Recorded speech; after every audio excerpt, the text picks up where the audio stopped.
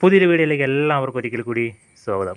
ഇന്നത്തെ വീഡിയോയിൽ നമ്മൾക്ക് നമ്മുടെ വണ്ടിയുടെ സ്റ്റാർട്ടർ മോട്ടർ, മിക്കവാറും വണ്ടികളുടെ സ്റ്റാർട്ടർ മോട്ടർ കംപ്ലൈൻ്റ് ആകാറുണ്ട്. അപ്പോൾ ഇത് ടാറ്റ നാനോയുടെയാണ്. അഴിച്ചെടുക്കാൻ വളരെ ബുദ്ധിമുട്ടാണ്. നമുക്ക് സ്വന്തമായിട്ടൊക്കെ അഴിച്ചെടുക്കാൻ പറ്റും, എന്നാലും വളരെ ബുദ്ധിമുട്ടാണ്. നമുക്ക് ഒരുപാട് സംഭവങ്ങൾ അതിനെ ചുറ്റിപ്പറ്റി ഏകദേശം ഒരു 2-3 മണിക്കൂർ വേണം അത് അഴിച്ചെടുക്കാനായിട്ട്. എല്ലാ വണ്ടികളുടെയും സ്റ്റാർട്ടർ മോട്ടർ ഏകദേശം സെയിം ആയിരിക്കും. ഇതേ ഒരു കൺസ്ട്രക്ഷൻ ആയിരിക്കും എല്ലാ വണ്ടികളുടെയും. ഇത് ടി വി എസിൻ്റെയാണ്, ടി വി എസ് മോഡലിൻ്റെയാണ്. മിക്കവാറും മറ്റുള്ള വണ്ടികളിലും ഇത് തന്നെയായിരിക്കും, അല്ലെങ്കിൽ ബ്രാൻഡ് മാറ്റം ഉണ്ടെങ്കിൽ തന്നെ ഇതേ ഒരു രീതിയിൽ തന്നെയായിരിക്കും. ഇതിപ്പോൾ ഞാൻ മൊത്തത്തിൽ അഴിച്ചിട്ടുണ്ട്. ഫിറ്റ് ചെയ്യുന്ന വീഡിയോ, ക്ലീൻ ചെയ്ത് ഫിറ്റ് ചെയ്യുമ്പം എങ്ങനെ ഫിറ്റ് ചെയ്യാമെന്ന് കാണിച്ചു തരാം. അഴിക്കപ്പം മൊത്തം കരിയൊക്കെ ആയിരുന്നു, അതുകൊണ്ട് ഞാനങ്ങ് അഴിച്ചെടുത്തതാണ്. ആർമേച്ചർ ഇതാണ്, ഇതിൻ്റെ സോളിനോയിഡ്. ഇത് സപ്ലൈ കൊടുക്കുന്നു, സോളിനോയിഡിന് സപ്ലൈ കൊടുക്കുന്നു. സോളിനോയിഡ് എന്ന് പറഞ്ഞ ഒരു റിലേ പോലെ, നല്ല ആംസ് എടുക്കുന്നൊരു റിലേ പോലെ, അത്രയേ ഉള്ളൂ. ഇതാണ് ഇതിൻ്റെ ഗിയർ യൂണിറ്റും കാര്യങ്ങളൊക്കെ. ഈ വണ്ടിയുടെ കംപ്ലൈൻ്റ് എന്ന് പറയുന്നത് സ്റ്റാർട്ട് ആകത്തില്ല. സ്റ്റാർട്ട് ആകുമെന്ന് പറഞ്ഞിട്ടുണ്ടെങ്കിൽ മോട്ടോർ ലോഡ് എടുക്കുന്നില്ല, വളരെ സ്ലോ ആയിട്ട് കീന്ന് മുക്കിയാണ് സ്റ്റാർട്ട് അടിക്കുന്നത്. ഇതിൻ്റെ മെയിൻ കംപ്ലൈൻറ്റ് ഇതാ, ബ്രഷ് പോയതാണ്. ഈ 2 സൈഡ് ബ്രഷ് മൊത്തമായിട്ട് തീർന്നു. ഇത് 2 ഉണ്ട്, ഈ സൈഡിലെ 2 ഇത്രയും കൂടി ഈ 2 മാത്രമാണ് ഇരുന്നുകൊണ്ടിരുന്നത്. ഇതും പൂർണ്ണമായിട്ട് തീർന്നപ്പോഴേക്ക് മോട്ടർ മൊത്തമായിട്ട് ലോഡ് എടുക്കാണ്ടായിട്ടുണ്ട്. ഈ യൂണിറ്റ് നമുക്ക് വാങ്ങിക്കാൻ കിട്ടും, അപ്പോൾ ഇത് കാണിച്ചിട്ട് വാങ്ങിക്കണം. അത് വാങ്ങിച്ചിട്ട് ഇതെല്ലാം ക്ലീൻ ചെയ്ത് സെറ്റ് ചെയ്ത് നമ്മൾക്ക്, ഞാൻ ഓരോ ഭാഗങ്ങളൊന്നും കൂടി എല്ലാം ഇത് അഴിക്കാൻ പറ്റത്തില്ലെന്ന് തോന്നി. ഇതിവിടെ ഗ്ലൂ ഇട്ട് വെച്ചേക്കുന്നതാണ്. ഇതെല്ലാം നമുക്ക് പെട്രോൾ ഉപയോഗിച്ച് കഴുകി ക്ലീനാക്കി എടുക്കാം.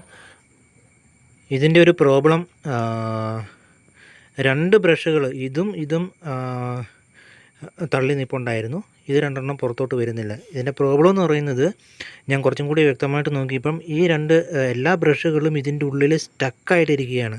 ഈ കാർബണിൻ്റെ പൊടികളും മറ്റുള്ള സംഭവങ്ങളൊക്കെ കയറിയിട്ട് ഇത് സ്റ്റക്കായിരിക്കുകയാണ്. ഇതുണ്ടോ, ഇതിന് ഇത്രയും നീളത്തിലുണ്ട്. ഇത് ഏകദേശം ഒരു 70% ബാക്കിയുണ്ട്.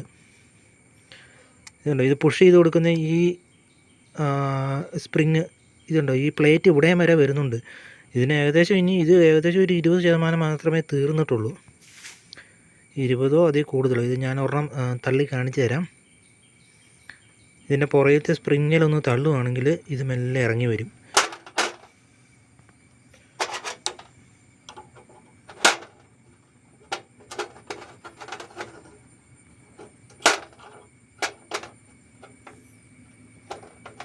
അത്രത്തോളം അത് സ്റ്റക്കായിട്ടിരിക്കുകയാണ്. ബ്രഷ് ഫ്രീ ആയിട്ട് മൂവ് ആകുന്നില്ല ഫ്രണ്ടിലോട്ട്. ഏതോ കാരണവശാൽ ലോഡ് എടുക്കുമ്പോഴൊക്കെ ഇത് അകത്തോട്ട് കയറിപ്പോയി. ഇത് നല്ല ഫ്രീ ആയിട്ട് മൂവ് ആകണം ഇതിനകത്തോട്ട്. ഇതുകൊണ്ട് ഇതിപ്പോൾ നല്ല സ്റ്റക്കാണ്, അകത്തോട്ട് കയറിപ്പോയി. പിന്നെ ഇത് പുറത്തോട്ട് റിലീസായി വരുന്നില്ല. ഇത് നമ്മൾക്ക് എന്നായാലും ഇത് മാറ്റേണ്ട കാര്യം ഇല്ല എന്ന് തോന്നുന്നു. ഇത് മൊത്തത്തിൽ അഴിച്ചൊന്ന് ക്ലീൻ ചെയ്ത് നോക്കാം. ബ്രഷ് ഞാൻ അഴിച്ചെടുത്തിട്ടുണ്ട്. ഇത് മൊത്തം അഴിക്കാനായിട്ട് നിങ്ങൾക്ക് വേണ്ടത് റിംഗ് സ്പാനറാണ്. റിംഗ് സ്പാനർ അല്ലെങ്കിൽ ബോക്സ് ടൈപ്പ് സാധനങ്ങൾ 8, 10, 12 ഇതൊക്കെയാണ് നിങ്ങൾക്ക് വേണ്ടത്. 12 ഇതായിരിക്കും, 8 ഇതിൻ്റെ പുറകിൽ നിന്ന് ഇതൊക്കെ അഴിച്ചെടുക്കാനായിട്ട്. അത് നിങ്ങളൊരു സെറ്റായിട്ട് അങ്ങ് വാങ്ങിച്ചോളുക. Combination spanner വാങ്ങിച്ചോളുക. ഒരു സൈഡ് റിങ്ങും ഒരു സൈഡ് ഓപ്പൺ ആയിട്ടുള്ളത് കോമ്പിനേഷൻ ഒരു സെറ്റായിട്ട് അങ്ങ് വാങ്ങിച്ചാൽ മതി. 350 രൂപയ്ക്ക് സാധനം കിട്ടും. ഇതിപ്പോൾ നമ്മൾ വർക്ക്ഷോപ്പിലൊക്കെ ചെല്ലുവാണെങ്കിൽ ചിലപ്പോൾ 3000, 3500, 4000 എന്തായാലും പണിക്കൂലി എല്ലാം കൂടി ചേർത്താവും. ചിലപ്പോൾ അവർ ഇതൊക്കെ മാറ്റി അങ്ങ് കളയത്തേ ഉള്ളൂ.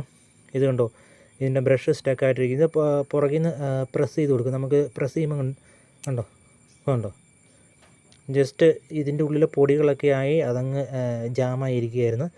ഇത് ഇനിയുണ്ട്, നമ്മൾക്ക് ഇത് ക്ലീൻ ചെയ്തെടുത്താൽ മതി, പുതിയത് വാങ്ങിക്കുകയൊന്നും വേണ്ട. ആദ്യം നമ്മൾ ഡീസലിലാണ് കഴുകുന്നത്, അതിനുശേഷം പെട്രോളിൽ കഴുകുക. ഡീസലിൽ കഴുകുമ്പോൾ പെട്ടെന്ന് അങ്ങ് ഈ നല്ല ഹെവി ആയിട്ടുള്ള കാർബണൊക്കെ അങ്ങ് റിമൂവ് ആവും. അതേപോലെ തന്നെ അധികം വേപ്പറായി ഒന്നും പോകത്തില്ല, പിന്നെ സേഫ്റ്റി ഉണ്ടാവും. ഇതിന് ശേഷം അവസാനമായിട്ട് നിങ്ങൾ പെട്രോൾ ഒന്ന് കഴുകി കൊടുക്കുക. ഇങ്ങനെ നമുക്ക് ഓരോ സംഭവങ്ങളും ഇനി കഴുകിയെടുക്കാം. സ്റ്റാർട്ടർ മോട്ടറിൻ്റെ എല്ലാ ഭാഗങ്ങളും നമ്മൾ നല്ല രീതിയിൽ കഴുകിയെടുത്തിട്ടുണ്ട്.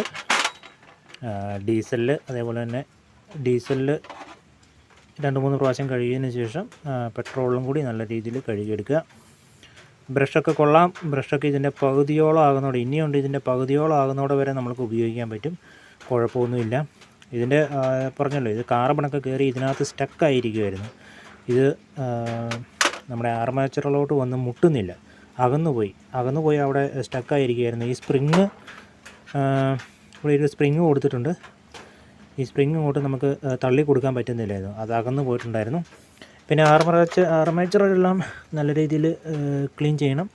ഇതിൻ്റെ ഇടയ്ക്കൊക്കെ ഉള്ളത് വേസ്റ്റൊക്കെ അടിച്ചിട്ടുണ്ടാകും, കാർബണൊക്കെ, അതൊക്കെ നല്ല രീതിയിൽ ക്ലീൻ ചെയ്തെടുക്കുക. അതേപോലെ തന്നെ ജസ്റ്റ് ഒന്ന് സാൻഡ് പേപ്പർ ഇട്ട് പിടിച്ച് നോക്കുക. പിന്നെ എവിടെയെങ്കിലുമൊക്കെ കത്തിപ്പോയിട്ടുണ്ടോ നോക്കുക. ഇതിന് കുഴപ്പമൊന്നുമില്ല, കത്തിയിട്ടൊന്നുമില്ല. പിന്നെ എല്ലാം നല്ല ഫ്ലാറ്റായിട്ടിരിക്കുന്നതാണ്, കുഴിഞ്ഞു പോയിട്ടൊന്നുമില്ല, നല്ല സംഭവമാണ്. പിന്നെ ഇതിൻ്റെ അകത്തോട്ട് ഞാൻ ഡീസൽ ഒഴിച്ചില്ല കേട്ടോ, ഇത് പെട്രോൾ മാത്രം അകത്ത് ഒഴിച്ച് കഴുകിയതേ ഉള്ളൂ, ഡീസലകത്ത് ഒഴിച്ചിട്ടില്ല.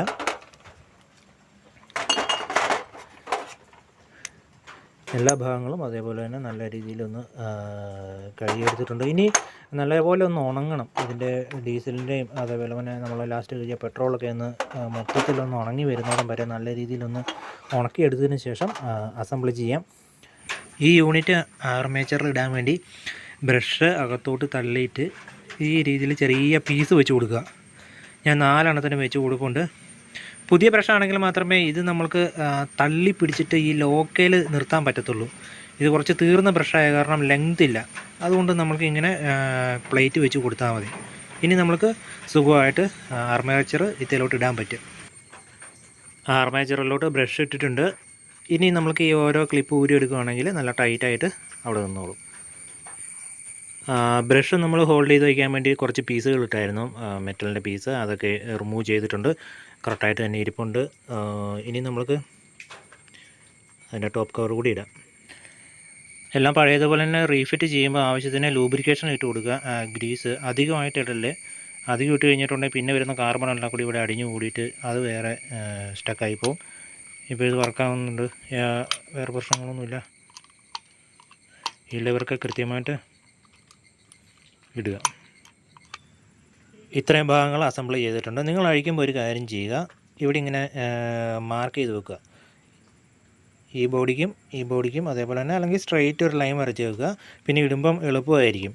ഇതിപ്പോൾ നമുക്ക് ഞാൻ കുറച്ച് ഇതിൻ്റെ മാർക്കിംഗ് ഒക്കെ നോക്കി, ഇതിവിടെ ലോക്കുണ്ട്, ഇവിടെ ഒരു ലോക്കുണ്ട്, ഈ മോട്ടറിൻ്റെ ഇവിടെയായിട്ട് ഒരു ചെറിയൊരു കീ ഉണ്ട്. ആ കീ ഒക്കെ നോക്കിയിട്ട് കൃത്യമായിട്ട് ഇടണം, അല്ലെങ്കിൽ നമ്മൾ കുറച്ച് ചുറ്റിപ്പോകും. അപ്പോൾ നിങ്ങളിത് തുറക്കുന്നതിന് മുമ്പ് മൊത്തത്തിലൊരു കാണത്തക്ക രീതിയിൽ നല്ലൊരു വര ആയിട്ട് മാർക്ക് ചെയ്തതിന് ശേഷം അഴിക്കുകയാണെങ്കിൽ നന്നായിരിക്കും.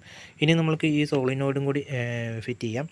ഇതിൻ്റെ അകത്ത് ചെറിയ രീതിയിലൊന്ന് ഗ്രീസ് അപ്ലൈ ചെയ്ത് കൊടുക്കുക, ഒരുപാട് നനയ്ക്കേണ്ട കാര്യമൊന്നുമില്ല, ചെറിയൊരു രീതിയിൽ കൊടുത്താൽ മതി. പിസ്റ്റൺ ഇതുപോലെ ഇവിടെ ഇടുക, അതിനുശേഷം ഇതിൻ്റെ ഉള്ളിൽ സ്പ്രിങ് ഇടുക. അതിൻ്റെ ഉള്ളിൽ സ്പ്രിങ് ഉണ്ട്, ആ സ്പ്രിങ് അതിനകത്ത് ഇട്ടതിന് ശേഷം തലകീഴായിട്ട് ഇതിൻ്റെ സ്ക്രൂ പാഡിന് കൃത്യമായിട്ട് വെച്ചിട്ട് സ്ക്രൂ ചെയ്ത് കൊടുത്താൽ മതി. പിന്നെ ഈ നട്ടും ബോൾട്ടുകളൊന്ന് എല്ലാം ലൂസായിട്ട് വേണം ഫിറ്റ് ചെയ്യാൻ വേണ്ടി, അവസാനം മാത്രമേ എല്ലാം ഒന്ന് ടൈറ്റ് ചെയ്യാൻ പാടുള്ളൂ. ജസ്റ്റ് ഇതൊക്കെ ഒന്ന് കൊള്ളിച്ച് നിർത്തിയിട്ടേ ഉള്ളൂ. അഴിച്ചതുപോലെ തന്നെ കേബിൾ ഇവിടെ, മോട്ടറിൻ്റെ കേബിൾ ഇവിടെ കൊടുത്തിട്ടുണ്ട്, സപ്ലൈ ഇനി ഇവിടെ കൊടുക്കാം. ഇത് കീയുടെ സ്വിച്ചിൻ്റെ കേബിൾ പോസിറ്റീവ്. നമുക്ക് ഓരോന്നോരോന്നായിട്ട് ടെസ്റ്റ് ചെയ്യാം. നമ്മൾക്ക് വയറ് നിങ്ങളെടുക്കുമ്പം കുറച്ച് കട്ടി തിക്കുള്ളത് എടുക്കണം. ഇതിപ്പം നമുക്ക് ജസ്റ്റ് ഒന്ന് മുട്ടി നോക്കാം.